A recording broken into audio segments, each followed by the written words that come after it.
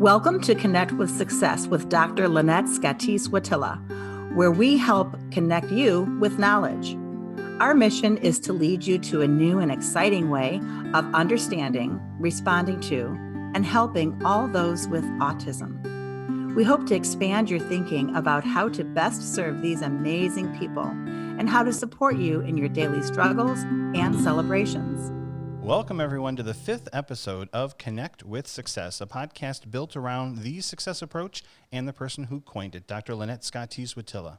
Today's episode is very special because we're going to be presenting in the first of many sessions called Successful Synthesis Sessions. In these synthesis sessions, we will provide a review of key ideas covered in the last 3 or 4 episodes that will help you kind of integrate or synthesize the information into something useful in a particular situation. So, Lynette, what are some of the ideas that we're going to be revisiting today? Some of the ideas from episode 1 through 4, and that will include transdisciplinary care and how we use it in the success approach to really get to the meat of that neurodevelopmental model. And then from episode 2, we're going to revisit readiness, very important topic, and how we identify readiness in the child or the adult and what it looks like. And from 3, we're going to revisit the idea of sense making and how human beings move through this really cool cycle that allows us to make meaningful contact with people, places, and things. And the last thing we're going to try to layer on here is the idea of the sensory systems and how efficient or proper sensory processing really allows us to function and thrive in the world. But when sensory issues plague some of our kiddos, they limit those children's ability to be adaptive and function within the world. Great, and this is a wonderful way to kind of recap some of the greatest hits of the last 3 or 4 episodes, so make sure you guys stick around as we head into today's message. Welcome back to the segment called The Message here with Connect with Success, and we're going to jump right into the pool and talk about the first episode, which was about building your team and how important it is to build a team around your individual with autism. So, Lynette, what would you say were some of the key points from episode 1 as we talk about building that team? Yeah, definitely the idea of transdisciplinary care, which kind of equates to a full team. And don't forget, it must include our wonderful parents and family. And these people, these professionals and family together work to assess, plan for, and then treat and teach the child, which creates this unique web of support to fully facilitate the child's progress. And so we would say that this good team approach sort of results in listing the ingredients. Like if we're going to make a cake, it kind of lists the ingredients that we're going to need to bake the just right cake and how much of what you need. So we really have to identify the key points to making a good cake, in this analogy. Yep. And so we can't miss anything. So it really does take that village approach in the transdisciplinary care. That's right. And when you have those ingredients as defined by the team, what we want to do next in a transdisciplinary model is cross-train and role release. So that's going to ensure proper blending or synthesizing of those ingredients. So this blending isn't entirely easy. It does take a lot of work. And while the success approach, again, I will emphasize, can beautifully be applied and effective for all children and adults with special needs, especially those with autism, because that's what it was designed for, it's a little harder to say that about the adults who are actually providing services. And the reason is because not every adult has that orientation. Not every adult or family member even has that capacity to really collaborate. And it's because it takes specific skills. So in 2001, I was asked to co-author a chapter in a book that the American Occupational Therapy Association published. One of the things really important about this book and this particular chapter was that it really highlighted the difference between transdisciplinary care and other models, and some of the skill sets that a team member would need to have to be a really good transdisciplinarian. And I just wanted to read that entry so we have an understanding of some of the skill sets, you can say.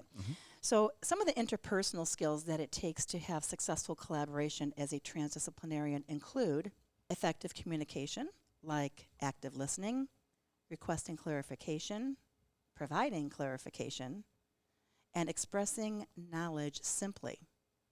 It also requires professional understanding and really knowing your own trade, knowing those theories, knowing those frameworks, and knowing informational assessment and methods. You have to really understand your own trade and the therapeutic interventions that are known to it so that you can bring those unique methods or treatment from your field to someone else who isn't so familiar with them. Another thing that you really have to be an effective collaborator is really good clinical reasoning and problem solving. And you have to want to share what you know so that the child can receive that method kind of across settings or across people, as long as it's conducive to that kind of role releasing. And some methods are not. Some methods are very specific to your field. And a special ed teacher would never want me to assess a child with an IQ test because I don't know anything about IQ tests and how to render them.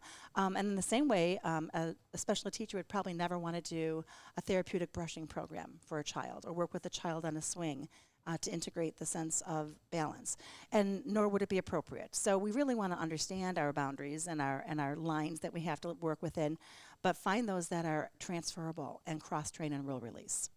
And it really speaks to building a team that you can trust. Yes. It really and having that communication, because I can come from the parent perspective and feeling just broken in some places where I didn't have people that I fully trusted with providing me a diagnosis or providing me with some insight as to how my child might be feeling to be able to relate to that. And so building that team of people that you can trust really comes through loud and clear in that communication. Mm-hmm. And so probably a final key point to this transdisciplinary care that we talked about in episode 1 is really related to neurodevelopment. So for kids with autism and other special needs, we really want that team that we put together to be very grounded in that all-powerful, bottom-up approach, what I called in episode 1 a neurodevelopmental model.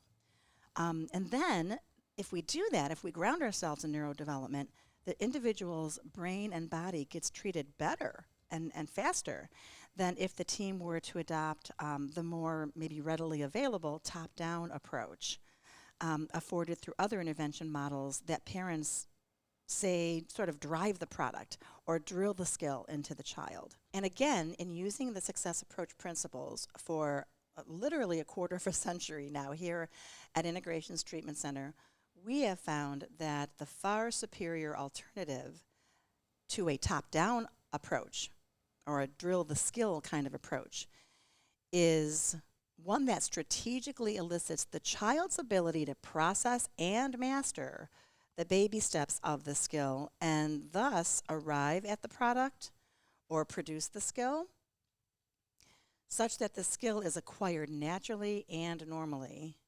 And then it's going to generalize and it's going to stick. So it's far superior. And I love this idea of forming the team around that whole. So it starts with the basics of knowing who's on your bench and knowing who can perform what skills to help bring a holistic approach to your child with autism.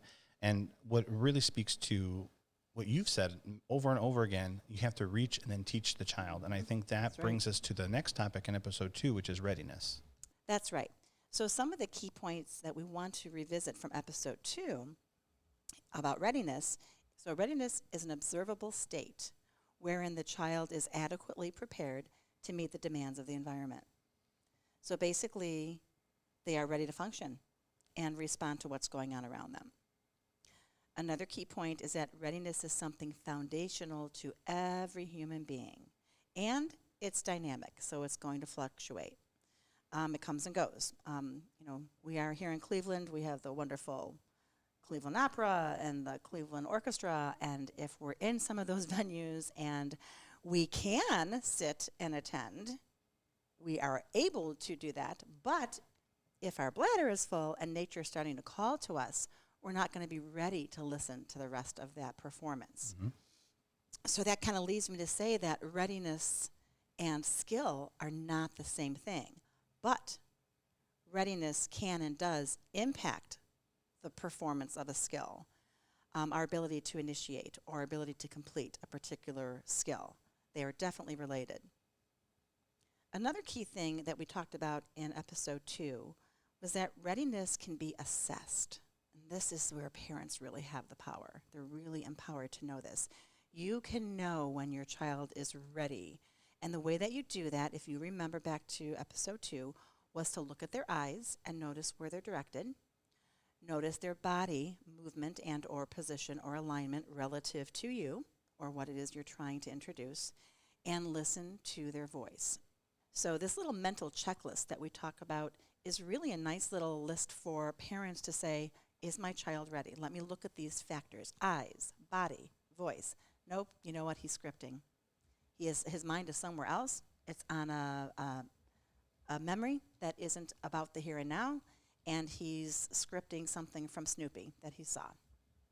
Okay, so I'm not going to introduce him to this task right now. I'm not going to expect him to perform right now because his mind is somewhere else. But what I can do is move myself into his vision and hold something at his eye level that I want him to engage to. So because as he's scripting Snoopy's Halloween episode or something that's salient to him from the past, you, through his sensory systems, are going to bring something that's more salient. And eventually the eyes are going to win out, especially if you jingle whatever it is that you're giving him or you're showing him. So you kind of interrupt that process and you can get his eyes back on you and his voice will not script anymore. So these are the tools that you need. In episode 2, you used that analogy of Rain Man. Yes. And that scene with the necklace. Yep. And so it's the same situation here. So make sure you head back to episode 2 if you missed that analogy. Mm-hmm. And that leads us to episode 3, which we talked about sense making, and where we can layer in how, once we've processed what's going on, moving to that next step of trying to make sense of it all. And again, this is another natural human reaction. It's just a matter of how someone with autism might process it. Yeah, and I'm glad you actually said the word layering, Dr. Smith. Good word choice. Because I want to sort of address that idea. So as many of you are starting to kind of understand here in episode 5, in the success approach, ideas or theories build on each other and connect or complement the others. Similar to the way that we sort of lay the foundation for a house or a structure that you're building, we go from the ground up, right? And we're adding each unique layer of support that culminates in this perfect structure that serves to contain and support our needs, and basically to help us thrive. So when it comes to building a foundation for our kids, we first need that good team that agrees to operate from that neurodevelopmental model so we can discern those ingredients. And then use one of those core ingredients, which is the adult's ability and effectiveness at being good at reading readiness, so that when we're presenting these things, the child has maximum benefit to actually take in and make sense of what it is that we're offering to them or that we're wanting them to attend to. And so when we think about those two things being in place, the full team, neurodevelopment, and boom, readiness assessment, now it's about how we're going to have the child learn in our presence, how we're going to be impactful on the child. In education, they call that scaffolding. Ah. Yeah, they call that, and actually the online training program for the success approach is based on a scaffolding model. So we start with step 1, work our way up, and if for some reason you can't make it past level 2 or 3, you come back to where the misunderstanding was at. That's right. And then start to build over again from there. Right. It's going back in time and redoing the baby steps so you're a solid structure is the outcome of your efforts. And that's just like therapy as well, Rich. I'm glad that you bring up the idea of scaffolding, and in this case, how our class, one theory builds on the next. So the parent or the teacher, whoever takes the class, has the beautiful advantage of evolving to a solid plan. You know, nothing happens fast if it's done well. Right. So you really have to build slowly, and the more theories and methods you learn, the more you can kind of stack your deck or build your house for that child. And when everyone's doing the same thing, guess who benefits? Exactly. And guess who progresses fast, right? Mm-hmm. So in this episode 3, you might have heard me talk a lot about sense making. So sense making is basically the same thing as comprehension or learning. And sense making is the outcome of a process. So it's an end product. And it's the centerpiece of one of the concepts unique to Gestalt theory that's from the field of psychology. And Gestalt theory is truly one of the key theories of the success approach that makes it work so well. I mean, it is the secret sauce in my mind. And Gestalt theory actually is the hallmark theory of my doctoral research. And so I spent a lot of time and intimate research on Gestalt theory. And what's so cool about it is that it provides us the schematic, the circular schematic, that was created and recreated by many Gestalt theorists over time that help us conceptualize a circular process through which our brains travel as we experience sense making. And this circular process starts with none other than sensation. And it moves then through other various cycle parts and kind of comes to contact. So there's steps I'm leaving out in between, but we go from experiencing sensation to moving through the cycle and making contact and therefore understanding or wrapping our brain around whatever it is that we came in contact with.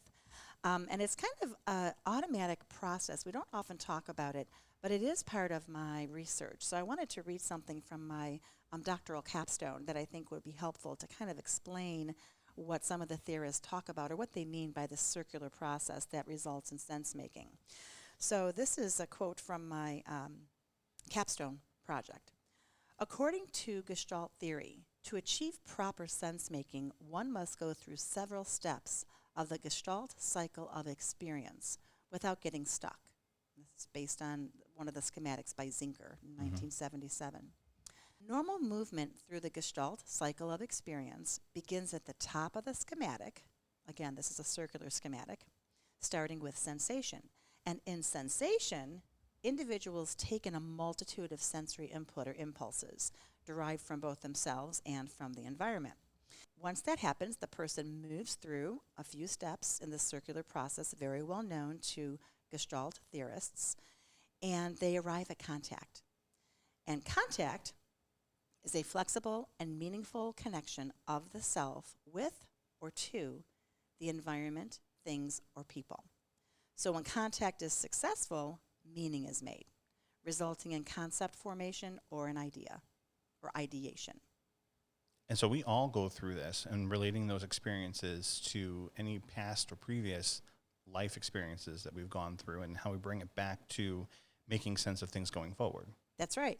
And what's so exciting about this idea is we're figuring out not just what the world's all about and what we're about, but the relationship between all those things. So when a baby is thirsty, and over and over and over again, the mommy introduces a bottle or a sippy cup eventually, they associate relief with that cup.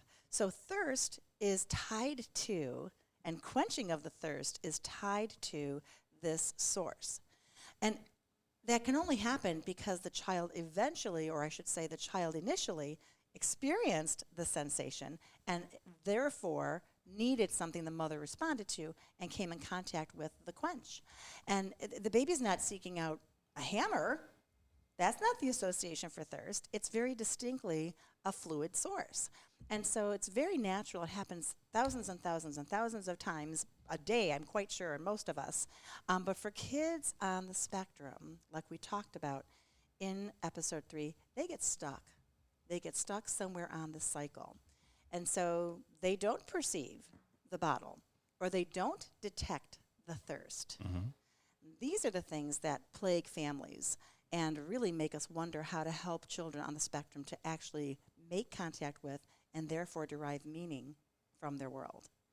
And then the last episode that we presented with Ellen Winnie, occupational therapist par excellence, was the topic of sensory integration. And some of the key things for sensory integration are, again, sort of understanding this process, this subconscious, subcortical, quite literally, subcortical process that kind of happens at the brainstem, you know, the primitive parts of the brain, where information comes into the sensory system and gets processed and interpreted and sort of utilized for function.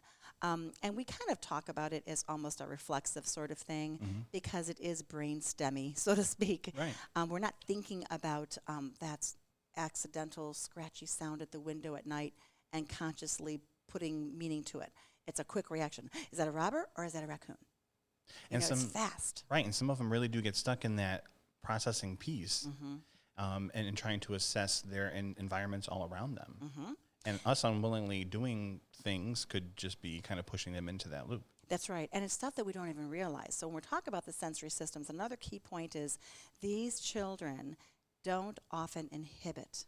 They can't turn off or turn down the sensory impulses, and so, or the sensory perception. And so it might be that something that we perceive every day, like the humming of a refrigerator, that is quite background noise for us, is unfortunately salient for that child. And that's what's in their consciousness. They can't suppress it or they can't inhibit it. And it's because the autism affects the sensory processing. That's a really important part of the DSM-5 now, that there's sensory symptoms that can go along with the disorder, and that helps diagnosticians to make the right call. I mean, we see it a lot in our students in classrooms. We see it with our own children as we're going through just this overstimulation, this constant overstimulation, and it's them trying to make sense of everything all at once. That's right. And sometimes it's the opposite. It's under-processing. So, lights on, nobody home kind of thing. When you look at your child, they're not quite perceiving that there's a fire alarm. They're not quite perceiving that there's an ant crawling on them. They're not perceiving that there's the smell of dinner being ready. And so they're not getting cues from the environment like the rest of us, and therefore their behavior is reflecting that. And you bring up a good point about the behavior, because sometimes in order for them to, their coping mechanism might be something verbally not acceptable in a particular public setting, and it's just misconstrued as misbehavior, but it's really them trying to cope with That's right. that overload. That's right. Oftentimes it looks disruptive to the naked eye. So if a child is irritated by the tag in their shirt, they may have to pace to tolerate or cope with that load, that tactile load. Well, that looks like maybe to a teacher or to a principal or to a nanny or to a grandma or to a bus driver, somebody, that the child's disengaged, or worse yet, being disrespectful, that it becomes sort of this attribute, this personality type, and not at all is the child disrespectful. Labeled as defiant. Yeah, that's right. And so these adjectives come into our description of these kids that really couldn't be any farther from the truth, which is kind of sad and I think takes a toll on parents. Parents see the beauty and parents see the uniqueness and the strengths in their child and the beauty, really, again. And when you hear some of these terms, it's like, wow, that I don't consider my kid aloof. Like, what is everyone seeing? Or defiant. I don't see that. I seem troubled. I seem distracted. I see his nervous system on fire.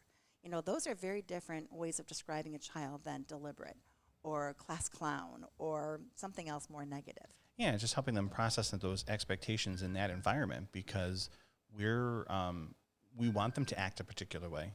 It's really them trying to make sense of their environment, because in these institutions, they expect behavior in a certain way, but it may not be clear for the person on the spectrum to operate that way. That's right. Even things like clapping. That's kind of a given norm when you're at a performance in a group, large or small, and something is completed on stage, for instance. The audience usually responds with a clap or, an applause. And that is sometimes not as tolerable to someone who has sound sensitivity. And I know people on the spectrum who, instead of applauding, ask when they speak, for instance. This happens a lot at the Autism Society of America's conferences that we frequent and are often lecturing at. They will have the person with autism identify early on for their audience as they speak that instead of clapping, they would appreciate standing or even clicking, to show that they appreciate the information shared. To soften that auditory cue that might be triggering. Yep, but to meet that social expectation of gratitude at the end of a nice presentation. Wow, what a great tip there. So our challenge for this episode, today, listeners, I invite you all to revisit your own ability and your team's ability to do 3 things. 1, to assess and facilitate your child's readiness. 2, to support his or her ability to really connect and make meaning from people, places, and events around him. 3, to define what sensory supports your child may need most to function and stay adaptive. And maybe identify one way that you can be an extension of your child's OT to provide that sensory input. As we wrap up this first successful synthesis session, and we will have many more, as our goal is to give you a recap of what we talk about on this podcast every 5 episodes or so, to give us a time to process the success approach and how it can impact our lives in the community of autism. And we've really only begun to scratch the surface of that, right, Lynette? Absolutely. Much more to come. What are some of the takeaways from this episode? Well, be a team player who respects how the brain drives human development. Help your child get ready for making sense of his world, and be sure he has proper contact with the idea he is learning so the concept is learned naturally and normally. Be an advocate for your child's sensory needs so she can be her best version of herself at all times. And above everything, expect success. We hope that you learned something today to help you on your journey with autism. We'll share more on our next Connect with Success podcast. Until then, expect success. The Success Approach is a registered service mark protected under intellectual property law. Unless otherwise specified, all music, audiovisual, and proprietary content shared in this podcast is property of Autism Productions, LLC, and its sister agency, Integrations Treatment Center.